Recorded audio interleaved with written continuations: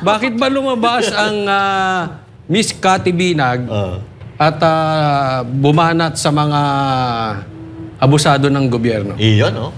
Alam mo, I guess, you know, all my life, like sabi ko nga yung first kid ko, di ba, na-abuse din ako. So, when you are seeing something already na kapwa babae mo, then I'm a victim eh. I experience what they're doing. Nakita ko. Kasi hindi ako nanonood. Kasi for like 3 years, nagba-back and forth ako sa Amerika. Dahil sa ginawa nila sa akin, parang pinagkaisahan talaga. Kasi ako, binuli ako. Even yung finorge pa nila yung mga signatures ko to sell my cars, yung my properties, kasi wala ako dito. Tapos I let it be. Then nung nalalaman ko, kasi yung may isang malapit na kaibigan si VP Sara, na kaibigan ko. Tapos sabi niya, ate, kasama ko, JCI kasi ako, Junior Chamber International Senator ako. Sabi niya, ate, grabe yung ginagawa nila kay Inday, ganyan-ganyan. Sabi ko, bakit ang nangyari? Hindi ako nanonood na eh. Kasi nung umupo pa lang sila, alam ko na talaga na sabi ko, nako, kalokohan to. Alam mo yun? Kasi yung naging sap niya, yun, inabuso ko, si Anton, di ba? So parang, nako, malabo to. Drugs na yan. Anyway. So ayun, mga kaibigan, mga kabayan, unang bungad pa lang, sap Anton Lagdamio. Inabuso daw siya. So, pag-upo, wala daw klaro. So ayan. Una pa lang, bungad, sap, Anton Lagdamio, inabuso siya. So, alam niya na yung mga kalakaran at gawain ng mga bangag.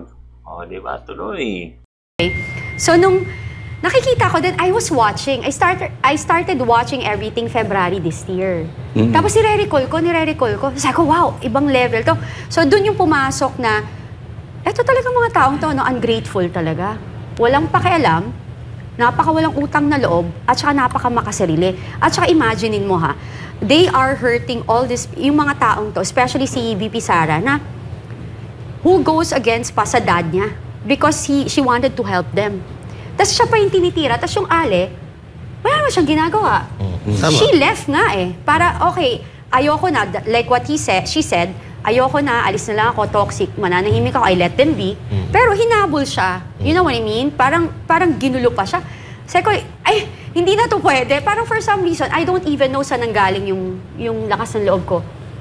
Yung parang sabi ko, if they can, ganun pala, they can do it to me, they can do it to the whole people, to the whole Philippines. Sabi ko, okay, fine, I need to do this na. And the only person that I told na, parang sasabihin ko na lalabas ako, is my eldest daughter. Then I asked her opinion. She told me, Mommy, di ba remember, before mamatay si mama ko, kasi sunod namatay dad ko, 22, 23 namatay mama ko. So sabi niya, remember Mami, sabi ni Lola, ni mama tawag nila sa mom ko, demanda mo nga. Tapos siya pa mag-witness, sabi niya lahat, yung mga ganon. Eh namatay siya. Tapos parang maybe ito yun. Baka si mama rin yan. Pero ma'am, di ba kayo, siyempre, medyo matataas to eh. And meron kayong personal Yes. sa kanila, no? So, hindi ba kayo natatakot? Alam mo, again, hindi ko alam talaga. Alam mo, hindi ko alam saan nanggaling yung lakas ng loob. And maybe because for 3 years, I just isolated myself.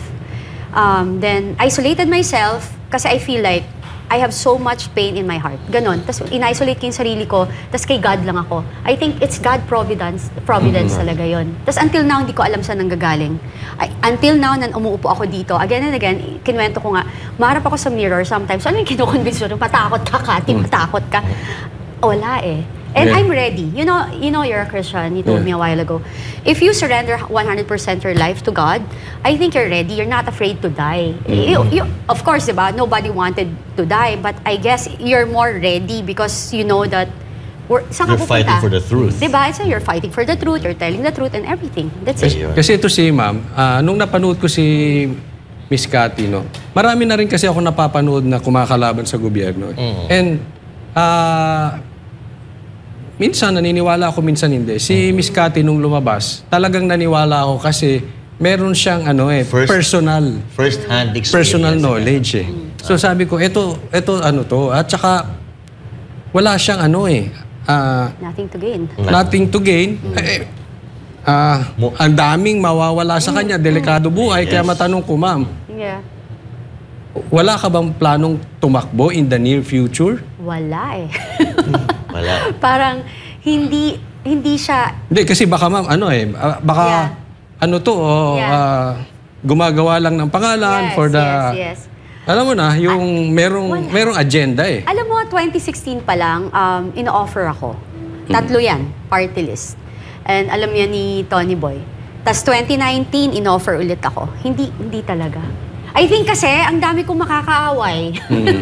So, sobrang ano ko, pag nakita ko talaga, ay, hindi pwede to. Nasa camera siguro ako palagi. Minubuking ko lahat. Hindi, kaya naman na natatanong, sa totoo lang po, palagi ho namin natatanong yun. Yes. Kasi, ano na yun gawain kasi ng iba yan Yes. Kato, may kita nga natin yung iba nga dyan, di ba? Babanatan lang yung Duterte para makilala sila ng tao, tapos tatakbo. Yes. So, yung sa inyo naman, so iba namang, ano yun, iba namang paraan nyo, no? Iba namang hindi katulad nung sa kanila. Kaya palagi namin natatanong nila, Coach Holly, na wala ba kayong plano tumakbo Based na on experience kasi. Oo. Well, yung sa totoo lang, I think yung parang mas better na ganito lang ako. Yung parang pwede akong magbantay bilang simpleng ordinaryong tao, maging political, magbantayan ko yung mga politician natin, tapos I can say what I want. Rather than sitting there, tapos ako naman yung mababati. Kasi remember kasi, eto kasi yan, walang politician na umupo, nagiging kontento ang lahat ng constituent. Kasi hindi mo mapiplease lahat. May mga bagay ka talagang hindi mabibigay. And ako kasi people pleaser ako Yung parang ayoko may nadidisappoint sa akin. So parang feeling ko baka ma-depress ako, because ng depression ko. So parang ganito na lang. Kasi you can still help the majority behind the scene by helping all those. Like right now, yung ginagawa ko, sinusupport ko yung mga politician na this coming election na naniniwala ko na makakatulong sa ating bansa. Di ba? Parang kayo, like, okay, you're a host, pero you're giving your voice and you're helping the nation. Iba yun di ba? May freedom. Alam niyo, ma'am, isa pa sa inaano ko sa inyo, yung sinasabi niyo kanina na hindi ako natatakot Dahil kapag buo yung tiwala mo sa taas, hindi ka takot mamatay, hindi ka takot ganon na ganon din po ang ng Banateros. Kasi lagi nga ako kaming kadalasan, mga magulang namin, sasabihin, medyo magdahan-dahan naman kayo kasi iba yung kinakalaban nyo. Ang katwiran ko lang, bahala na. Kung ano naman yung pinaglalaban namin is para naman sa bayan at ay pawang katotohanan lamang. Sabi ko lang sa magulang ko at ganun din mga kasamahan ko dito sa Banateros. Kaya hindi ako nagkamali talaga na yung unang labas nyo pa lang, sabi ko, totoo itong sinasabi nitong tao. Kaya tama yung sinabi ni Coach Holly kanina kasi, kumbaga may first-hand experience siya doon sa mga tao. Nakasama niya ng matagal na panahon. At ito na lang, may tanong po ako. Kasi sa social media talagang nag-trending yung pangalan ninyo. Yung mukha ninyo talagang pagka nagbabrowse ka, makikita sa TikTok, sa mga Reels and all that, sa YouTube, nandyan lahat. Mula po ba, noong lumabas kayo at nagsalita at tinilantad nyo, nagbulgar kayo ng mga state, marami kayong sinabi, meron na po bang lumapit sa inyo para to make a deal, para tumigil kayo magsalita? Meron ba? Wala. Bakit kaya? Ang meron lang is tumawag na kung pwede lang. Kasi syempre, yung nangyayari sa mga parties, private parties ng mga bahay, kung kakainan kami, nagiinuman kami. So, yung sinabi lang nila, na sana wag lang silang ma-mention. Yun. Ang sabi ko lang, simple lang. Hindi ko kayo i-mention, basta huwag kayo makikisakay sa gulo at huwag nyo rin kukonsintihin. Kasi pag dumating yung panahon na yun, hindi ako magdadalawang isip na i-mention kung sino kayo. Diba? Kasi dapat, kung alam yung mali, huwag yung konsintihin. Or kaya, manahimik na lang kayo. Huwag makisali sa gulo. Huwag makisali sa gulo. Kasi like what I said, I did what I did. I have nothing to gain. Hindi ako artista. Hindi ako tumatakbo, hindi ako vlogger and everything. I just wanted to share my experience for people to know and to validate yung sinasabi ni PRRD, ng mga tao and everything. That's it. Sundutan ko lang. Sige. Coach Holly. So wala pang lumalapit.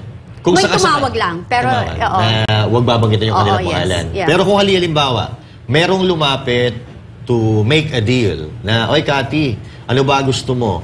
para tumigil ka sa pagsasalita at para mas spare mo yung pangalan namin. Katulad ng mga binabanggit mong pangalan na hindi ko nababanggitin. Ano yung gagawin ni Ma'am Cathy pagka ganon? I won't agree. Parang sa akin kasi, hindi parang. Sa akin talaga is, pag ginawa ko yan, wala na akong integrity, character, and I have kids. You know, yung mga anak ko, dalaga, binata, you know, yung gusto ko lang talagang iiwan is, I don't need much. Gusto ko lang na, yung hindi ako ganun kasikat or anything, may maiiwan akong legacy na na-share ko sa bansa. Yun. Tapos yung mga anak ko, dadalhin nila yun, yung maganda yung magiging record mo. 'Di ba? Kasi yung integrity mo at saka yung character mo, magbe-base yan kung ano yung pinaninindigan mo, yung principle mo, 'di ba? So kung yung prinsipyo ko mababase because bibigyan niyo ako ng billion or anything, kikitain niyo natin yung pera. Correct. Pero yung ako kasi, like what I said, si God kasi enough na sa akin eh. I've experienced it eh, pero hindi ako naging masaya. Yun. Di sana nagstay ako doon, 'di ba? Tama. So si Ma'am Cathy ay mananatili sa kanyang paninindigan. Of course, of Alright. course. So